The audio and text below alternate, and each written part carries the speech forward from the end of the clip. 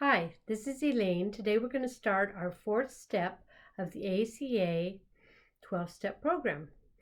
The fourth step is really long. It's really big. There's a lot to do. And for me, the first time I did the fourth step, which took, some days, weeks maybe, that was all I wanted to do. I didn't want to go on to 5 or 6 or 7 or anything because it was just so much. There's a lot of benefits in doing it. This is where you know you're really serious. So on the one hand, I don't want to scare you off from doing it, but I also think I want to make the point that anything that's worth having is kind of worth the effort that you put in. And so if you want emotional sobriety, doing the fourth step is so important. And I think you'll feel better. There's a lot of ways in which even just completing this step will take you way down the road with the 12 steps, because it's going to just cover so many things that you experienced in your life. It's going to help you deal with the way you see your parents. It's going to help you deal maybe even with some physical discomfort you have been feeling and didn't attribute to these laundry list traits, but they really were connected. One of the things you're doing in the fourth step is you're getting in touch with your emotions, and in a way that's we want emotional sobriety, but in the fourth step, I think it's just sort of almost a watershed for you, because you're going to have to experience some things. This is also where it's a good time to consider an ACA sponsor if you can. But again, like I said, if you have somebody who has, let's say you would think has emotional sobriety, is accepting, and is willing to listen, in the event that you can't find somebody who's also completed the 12 steps, you can try that. But remember, your recovery is up to you. So be sure to choose people that you trust. Also, like I think I said in previous videos, it's good if you can find somebody else who's also going through the program, or a friend who really wants to go through the program. Again, you can't blame them if they stop and you want to continue. It's not their program. If you help each other, that's great, but it's not their, you're doing your program and they have their own. So, okay, so here's with all that said, here's step 4. We made a searching and fearless moral inventory of ourselves. Now, I was looking through the book, and this is the workbook. I'll show you that here, which I've shown you in every video almost. Here's the 12 steps of adult children. In that book, I noticed that there was another way of saying this step, and I never noticed it before. It's really going to be key, because what we have to do is own our recovery. We have to eventually forgive people, and we can't go on and blaming and shaming. So we made the fearful and fearless inventory of ourselves, but it's also going to include what our caretakers did and our parents did. So there's a little explanation in the workbook. Fearless is going to be for parents, searching and blameless. So before I go on, it's important to know that this is not a program for staying stuck. It's not a program about, see what you did to me, Mom and Dad. I did this inventory. You're going to see it in a minute. And these are all these bad things you did, and that's why I came out this way. As much as they deserve that, and especially when you were little and you couldn't do anything about it. But now as an adult, you have to take ownership of everything. It doesn't seem fair, but we have to grow up at some point. So whatever we didn't get as kids, we've got to do the work ourselves to make sure that we can get emotional sobriety, so that we can get the confidence that, let's say, we didn't have because of our parents. But we don't hold them in judgment because that means we're stuck. We're not moving forward. Okay, so the blameless part, we'll talk about that every once in a while so that you understand that. We always think in this culture that we're going to get payback, or somebody's going to finally come along and rescue us or do something for us or fix things that they messed up. And most of the time, if you think about it, you spend enough time, you realize that doesn't happen. And I think I've mentioned this in every video so far. You have to get past that because it's your life and you want to be happy. It's staying stuck because you blame others and they don't come through for you. It's not going to work. It's not going to work. You will never have emotional sobriety, and there'll always be people to blame for things that continue to happen in your life. So that's how we do it. Okay. Alrighty. So there's so many things in this step. There's a whole bunch of inventories. That's why the step says that. It's inventories. And I don't know, there's something like 10 of them. It's a bunch. And so we're going to try to cover in this video a few of them. And then I don't know if the next video for step 4, maybe I can finish. I don't know. Maybe this will get us a long way down the road. Okay, what you need is, I would say, let me get it here, is a notebook. If you want, get some giant paper like I did. I got some, what is this stuff called? Anyway, it's for art students when you're practicing. It's newsprint. It's cheaper, and I don't know if you're worried about trees. Of course, use your computer. If you even want, while we're going through this, to just open up a document, maybe a spreadsheet is going to be a good thing for this. And just pause and fill things in a spreadsheet. That's excellent. Or just, in a Word document and just, fill in things or make columns. You're going to have to make some columns and rows and stuff. Okay.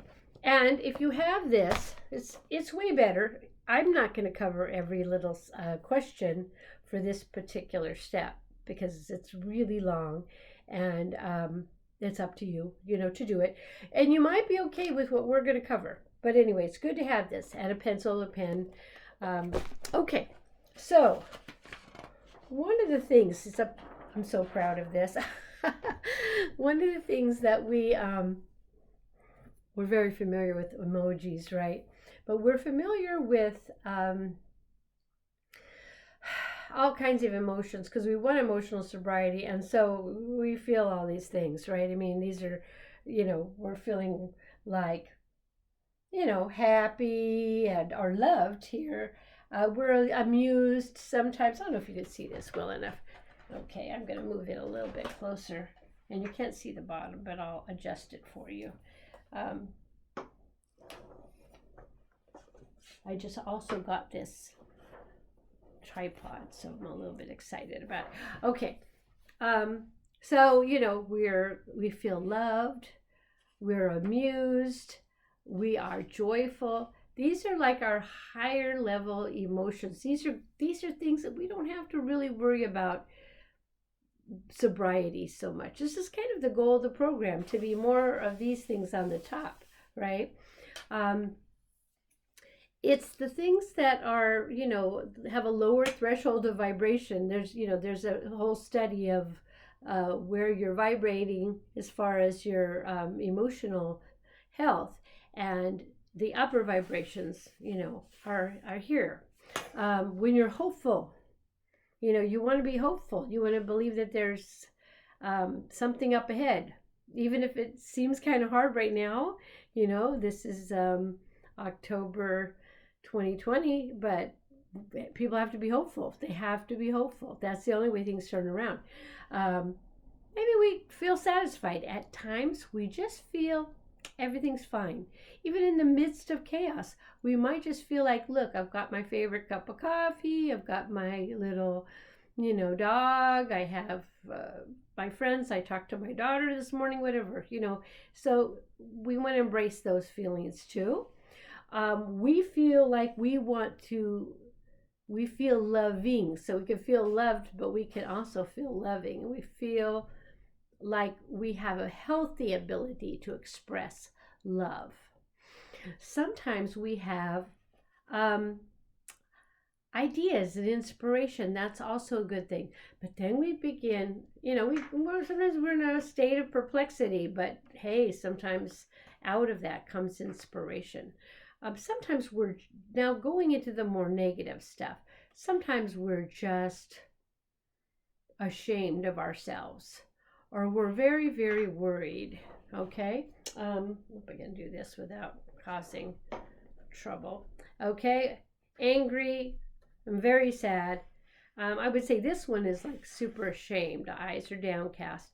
Anyway, there's a whole bunch, because if you've ever seen emojis, they express quite a bit. Oh, see, now my emotion right now is like frustration. Oh, darn.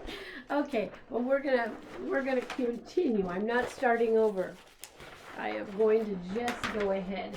See, you get a new thing, and you have to learn how to deal with it. Okay, so it may have to be holding it more. Okay, another thing you need to have today is the inventory of the 14 laundry list traits. We're going to come back to this. I want to go back to the emotions, because there's a reason that I showed you all the emojis. So, and out of this, I think we'll be able to discuss the emotions too. And here's something I made. It is a intensity scale for your emotions. And so you might want to pick about 3 emotions. You could use the emoji chart that I just, showed you. And you write them down and try to think of an event that, let's say, gave you joy. All right. Try to think of an event that made you very angry. Something vivid, something that you can recall, something that's very, you could see it like a movie in your head, or a time when you felt really, really abandoned. Okay. So, this is like a little warm-up exercise, because this step is really about getting in touch with emotions. So it's kind of like, let's see how you do, because we do tend to stuff our emotions sometimes. We tend to cover them up with things. Sometimes we over emote, where it's not appropriate. So, and I'm asking you, but the book would do this too, to think of an event clearly in which you felt one of these things. Now, you can write this down, but we're going to be doing something very much like it later on in this video. Where in the body do you feel the emotion? So it's really important when you get in touch with like your body, and understanding that you store these things from childhood. You store these feelings. Joy is okay. It actually makes you feel good and light. Love, times when you felt loved, you feel light and warmth in your chest, and these are good things. What is the intensity? Do you feel these very strongly? This is not necessarily bad, but maybe it's overwrought. Maybe it's all out of proportion for what how you want to live your life. You don't maybe want the intensity to be all off the charts here, but maybe can't feel it at all, and then that's a problem, because what you need to do is get in touch with those. So this is going to be a step where you might, I don't know, gush and feel something. Hopefully you do, because that's the work of this program, at least at this step. Okay, so anyway, and I wanted to talk about it. When we store emotions, it affects us. If we feel like we've got the weight of the world on our shoulders, we will start to feel pain and tension tightening up. When we're preparing for something to happen and we're afraid, and we're always thinking doom's around the corner, same thing, we might tighten up, because we're bracing for what's going to hit us. I had TMJ, and what's really great is like one of the results of this program and learning, and also yoga and other things, is I began to relax, and the TMJ went away. I thought we had to do surgery or something. And I've had pain in my legs. I used to tighten up my legs. just because I was so tense, there was so much to do. And then that has improved. But where I did that, I had hip pain and other things. So you have to figure out how to release the stored trauma. And it's maybe something that you've got to go maybe read another book or get some help with it. But that's like a little warm-up exercise. So if you have it, if you want to make yourself your own little chart, and if you want to think about, and where on your body do you get, when you feel those things, where do you feel it on your body? Okay. Maybe something triggers like a headache, or something triggers like pain in your feet. All right. And it might be like an emotional response to what you've been living most of your life. Okay. So anyway, I like this one. This is a good little warm-up exercise. You're going to be doing this more, and we're going to talk about reparenting, which is what's going to help this to get better. Okay. So, let me make sure I'm in the right place here. Yeah. Okay. So, I don't know if you can see this well enough because the sun is going down and I don't want this thing to fall anymore. But you want to get your inventory of laundry list traits. I did an earlier video about the 14 traits where we just kind of read them and talked about each one. And by now, you've heard me talk about the laundry list traits like a bunch of times if you've been watching the videos. And those are the things that help you understand that you're an adult child. I mean, you don't even really need to look at this chart sometimes to know it, but it is kind of the foundation of this program, is understanding all these things. So let's see. You feel a fear of authority, okay? Maybe you're afraid because you're going to get hit, or you're going to get called out, or you're going to get yelled at. You feel isolated, and maybe you're isolated because you don't want to be found, okay, by authority. So you would check it off. All right. Approval seeker, loss of identity, because you spend so much time trying to make other people happy, and in a way it's trying to control them, and that's going to be a big issue here. But because we're always trying to seek approval and validation and stuff, we're doing it to please other people. We're not doing it for ourselves. We lose our identity, like trying to make people happy. It's really everybody else's responsibility to make themselves happy. That doesn't mean it's not good to make people happy. Of course you want to do that. But is that what you do so that you don't have to be happy or work on yourself and why you're not happy? Doing it vicariously through others, or just because let's not focus on me. Let's focus on you. So there's nothing selfish in this program. This program enables you to be a better and a kinder person. And it's because you're going to deal with this stuff that you're doing to the harm that you're doing to yourself. You're going to be better off loving other people. Okay. Frightened of angry people sounds very much like this, but you have a fear of criticism. Well, it's not nice when people criticize us, of course. And we would say, this is like totally wrong for you to criticize me. We do want to kind of stand up for ourselves. But sometimes it's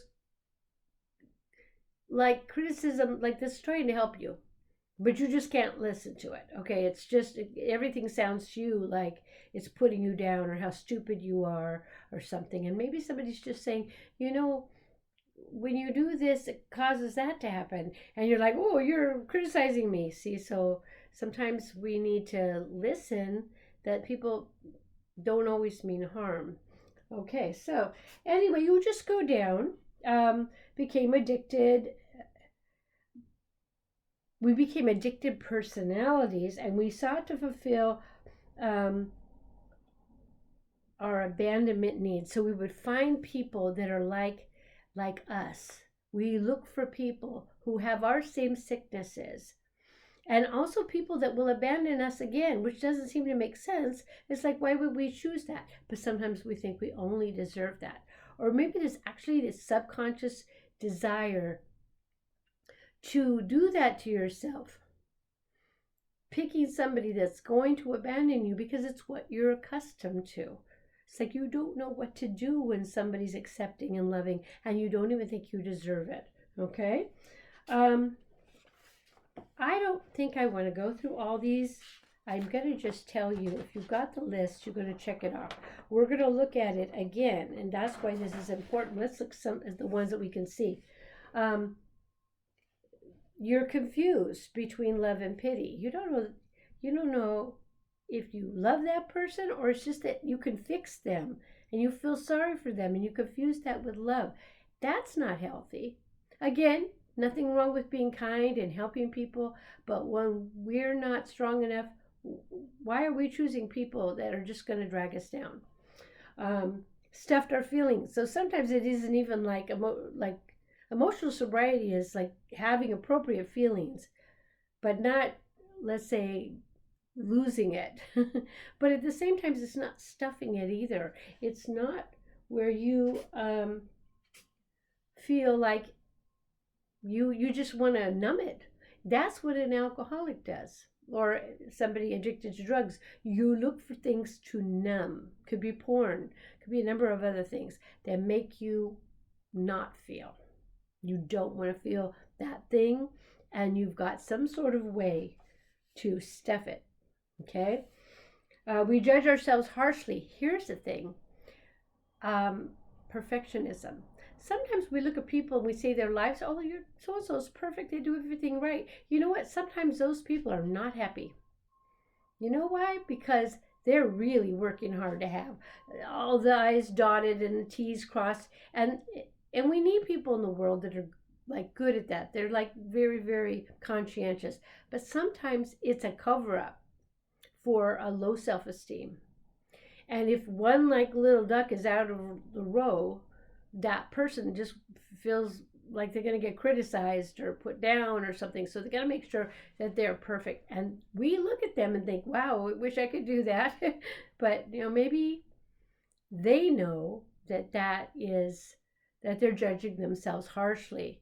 And that's what the perfectionism is about. So anyway, there's a whole bunch of these. And I suggest you just look at them yourself. And again, you could just have a page open, go to ACA laundry list 14 traits or the problem. But if you do the 14 traits, it's the same thing as problem. It's just that they're set up, separately, so not in a paragraph. Okay, so there you go. We have gone over that. Now, we're going to do 2 exercises. So neither one of those is an exercise, by the way. The exercises involve like a lot more commitment from you. What you want to do is you want to make a laundry list worksheet. And this is going to have 5 columns. So you're going to have 4 lines. And you're going to make it like a chart here. And at the top, you want to put event. And then we're going back into time. We're going back into our childhood. And this is where we do sort of do the, I don't want to say the blaming of our parents, but the parents are going to be a big part of the stories here. But we're going to hold them blameless only because it's not doing us any good, not because they're not blameless. Do you see? Okay. And in a way, they're not. Okay. It's your life. Event, cause of event. There's usually something that happened as a result of something else that happened. And that's usually about dysfunction. How I felt. Now, this is a little bit different because how I felt and my inner child reaction, I get a little bit mixed up with that. But it looked like in the yellow book, in the workbook, this had a lot to do with where we feel things in the body. Okay, but you know what? It's your recovery, however you want to do it. Maybe you want to put inner child reaction, you want to actually talk about how you reacted to this event, and then put your feelings here. Do it how you want. Look at the workbook and see what the examples look like. And then identify the traits. It could be more than one. It could be, and you just saw the traits, so we'll go back to them. But there could be more than one. But I think the idea of this exercise is to try to find every single laundry list trait that you checked off, find events that fit those. And find events that are meaningful to you, and find events that, oh, they might actually tick off several, but this is like really working through things. So it's good if you make this a bit long, it's okay. And that's why you might want to write this out in a notebook more thoroughly. You might want to make a great big spreadsheet with a whole bunch of stuff that you could expand. So, okay, so I'll give you an example. And this is not necessarily like, this is just an example, okay? There's no dinner. So there's a particular, and I'm going to describe that like a story, like one night, and it might just be one night out of a lot of nights the same thing happened, but I just remembered one. There was no dinner, and I had to cook for my siblings. Okay, so in my case, like I would be the oldest kid, and I don't really know how to do it. I don't do it very well. Sometimes I burn it, sometimes it doesn't taste very good. Sometimes I don't make enough for everybody. I'm not at an age, and I haven't had the help to learn how to do it. I'm having to take on a parent's role. Okay, so why is this? Oh, parents are out drinking. One is out drinking, or two are out drinking, or whatever the situation is. We just completely forgot. Didn't even occur to them that, oh yeah, I got kids at home, and they don't have any food. So, yeah, and it kind of gets you angry, right? I mean, we remember we're going to go with the blame list, but you get to feel that, okay? Go ahead and feel that. That feels, how'd you feel about that? And then, okay, so how I felt abandoned, because sitting here, I'm just, let's say 10, and there's no food. Maybe I couldn't even make dinner for my siblings because there wasn't any food in the cupboard. So be sure to detail these things because they help you to really access the stuff. You want to access this stuff.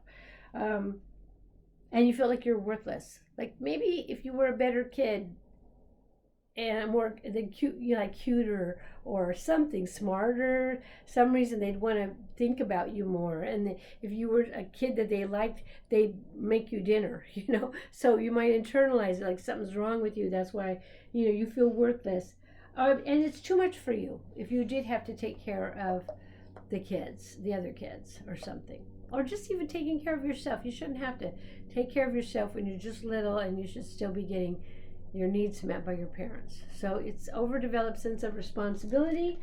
Yeah, but there's other things too. You can feel victimized by this. You can feel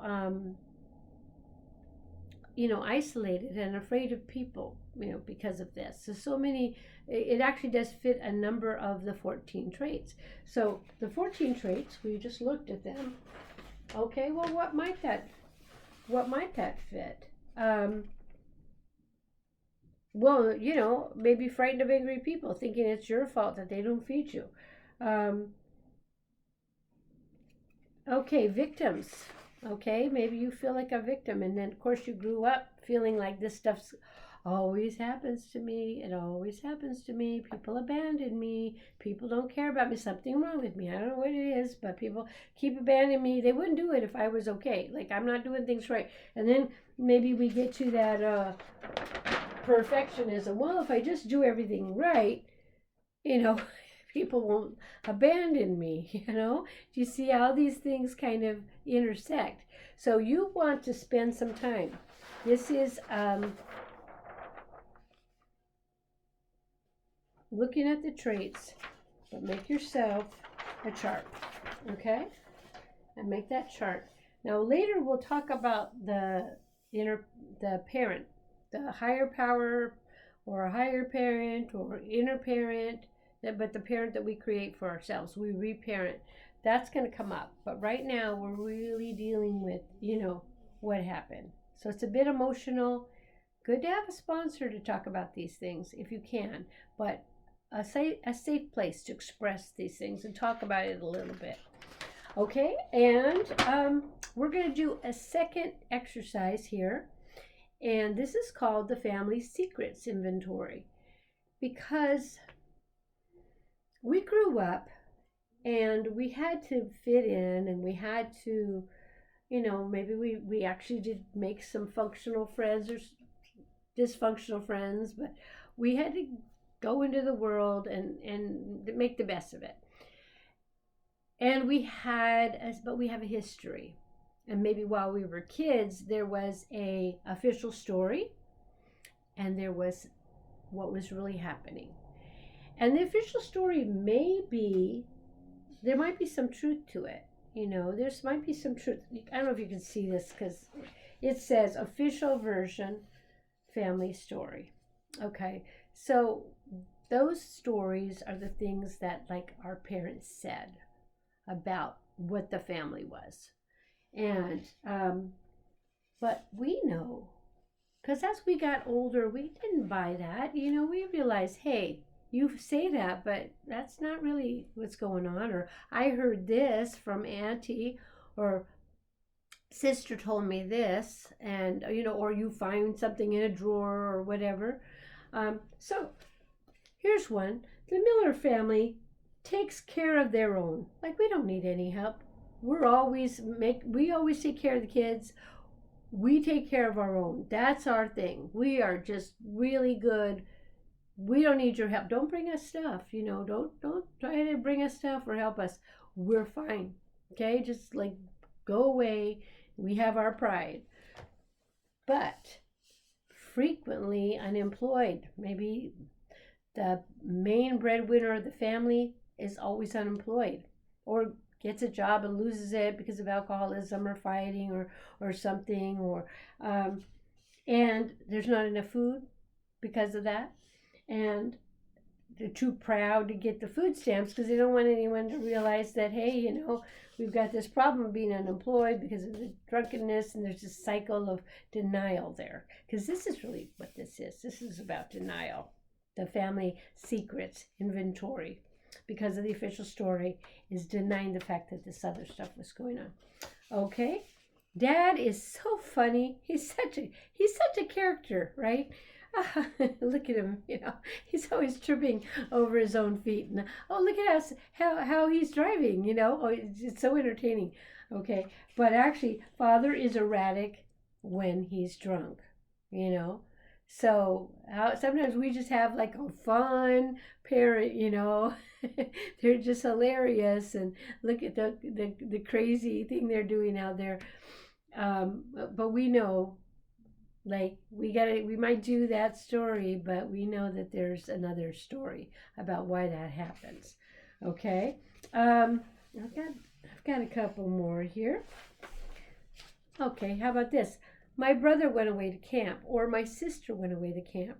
But actually, what happened is, like, sis got pregnant and she's only 12 or something, or brother ran away, okay, or went to jail or juvie or something, So we don't want anybody to think our kids aren't happy and that they, would leave us or do something to embarrass us, and we have to hide them away, And so, we say, oh, they went to camp.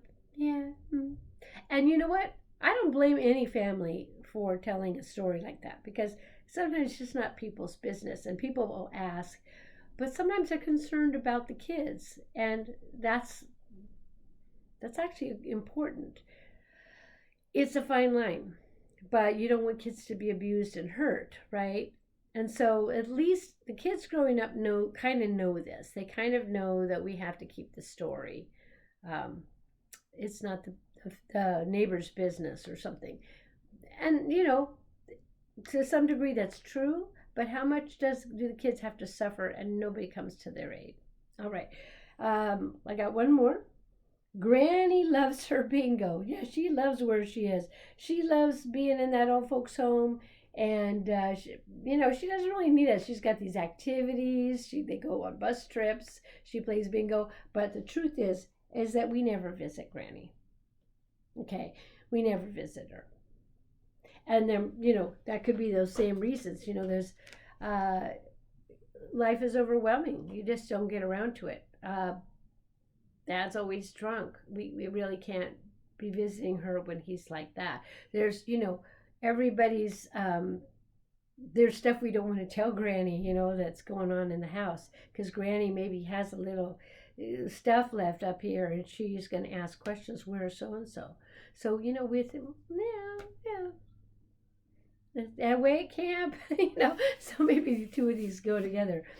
Anyway, that's the family secrets inventory, and it's the second exercise. Now there will be other exercises, and let me just tell you some of them.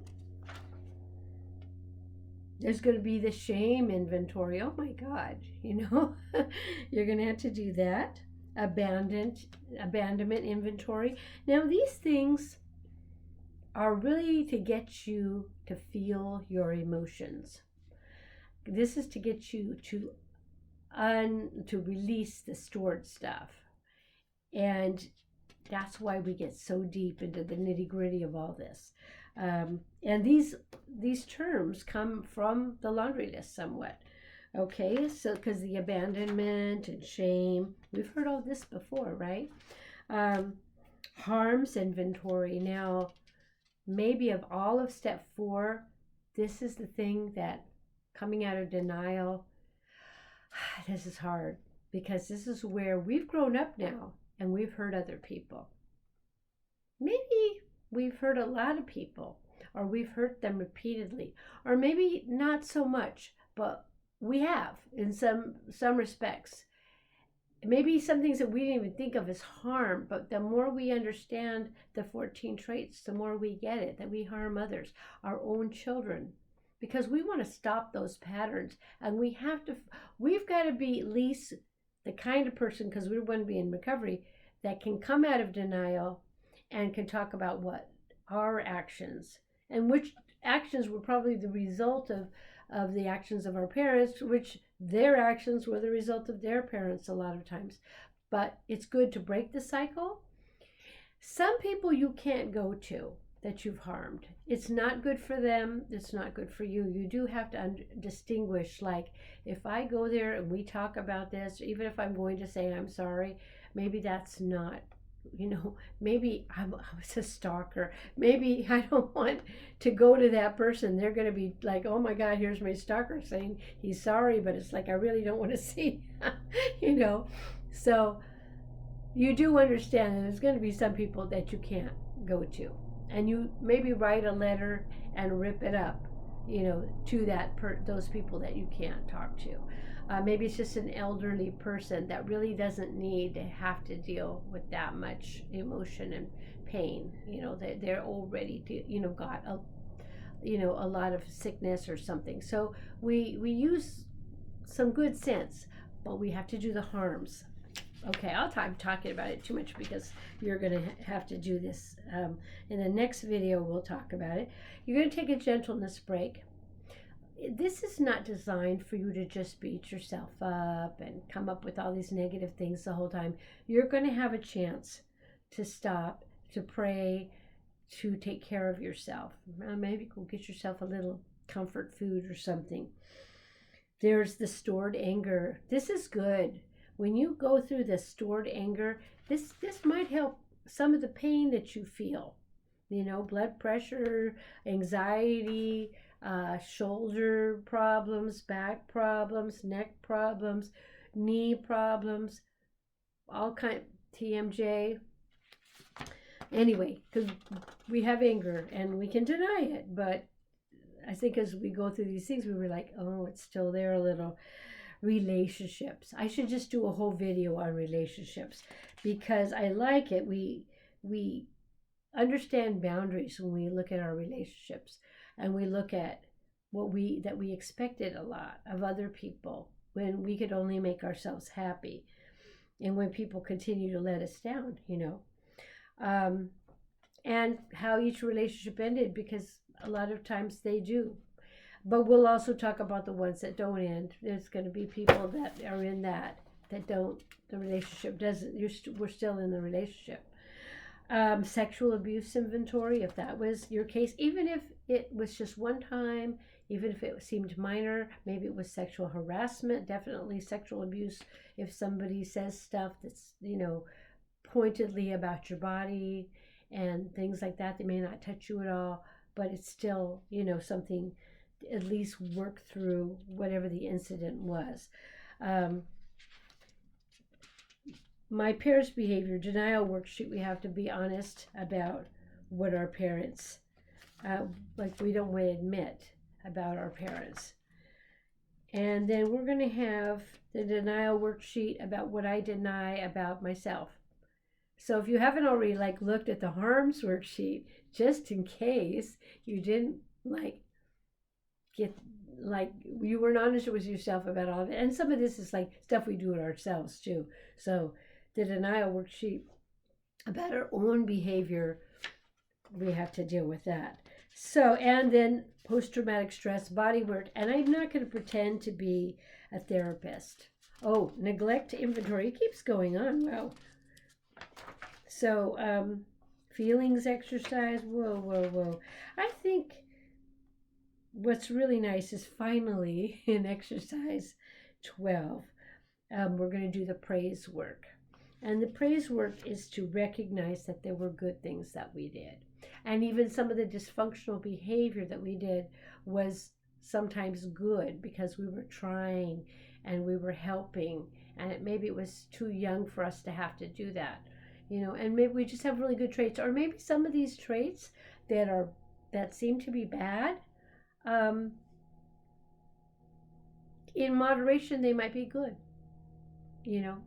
If we knew our limits, if we knew our boundaries, if we knew that doing good things for people is okay, just not crossing boundaries or getting yourself enmeshed in people that are not improving themselves. Okay, so there is so much. And we've only really dealt with a few little warm-ups, excuse me, and 2 exercises. But if you just do this part, this step, and you might want to take a break for a while, but you're going to understand so much more. And this is where we become more functional and we have the emotional sobriety. Anyway, I've enjoyed talking with you. I've enjoyed, even though I don't know who's watching, I enjoy the idea that somebody's taking it seriously and that they want emotional sobriety and they want freedom from addiction and dysfunctional behavior, and they want to be free of blaming and shaming others and take responsibility, because it doesn't mean you were at fault all the time, but it means that you want to be better. You're taking your own power back so that you can be healthy and have happy relationships and a good life. You only gonna live on the earth so many years. Let's not stay stuck. Let's move on and feel good. Anyway, thank you very much. I hope it was helpful. I'll see you in the next video, and we'll see if we can get done with step 4 together. Thank you. Bye-bye.